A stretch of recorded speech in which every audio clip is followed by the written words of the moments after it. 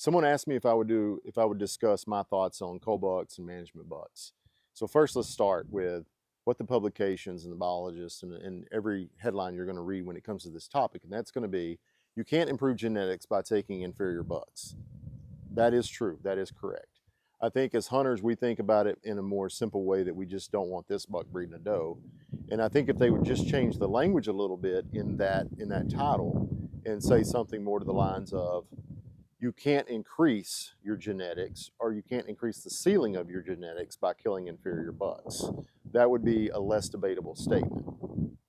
Disclaimer before we ever start, this is about private property. I know someone's going to come along and they're going to say, hey, you can't do that on public land. Just private property. Here's all I'm talking about right now. And the second is somebody's going to say, oh, but the doe's responsible for more than half the genetics. Yes, I understand that, but we're talking specifically about management or culled bucks. Let's create a very narrow parameter scenario here, just to simplify and make things easy to understand in the way I look at them. And I'm just a simple hunter, but this is what I look at. We have 10 bucks on our property. They're all 10 mature bucks, 5+ years old. 5 of them are 160 10 points, and 5 of them are 115 inch 8 points. Now, if I kill all 115 inch 8 points and I only allow those 5 160 inch 10 points to breed my does, so next year's fawn class is going to be all sired by a 160 inch 10 point. So did I improve the genetics across my deer herd for that age class? Absolutely 100%.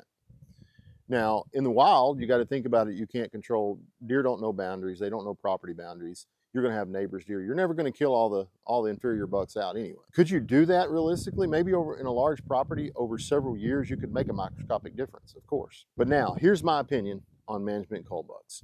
If I'm looking at a management cull buck, it's going to be something that has a genetic trait that I don't like. And the first thing that comes to mind, and this absolutely drives me crazy, is a mature buck that doesn't have brow tines, G1s, eye guards, whatever you want to call them. If I have 2 or 3 years worth of trail cam pictures of this deer and he's never grown eye guards, he hadn't had eye guards or brow tines when he was in velvet, he's not going to grow them.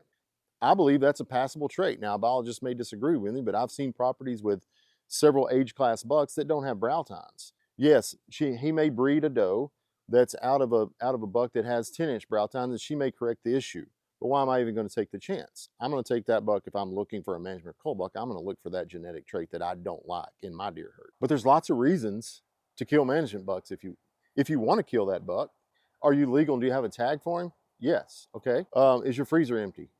Yes. Maybe you don't want that deer hanging around breeding does.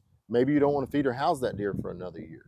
Maybe you don't want him becoming a bully buck and running off your less dominant, better genetic bucks. There's lots of reasons. And if you want to shoot that deer, shoot that deer.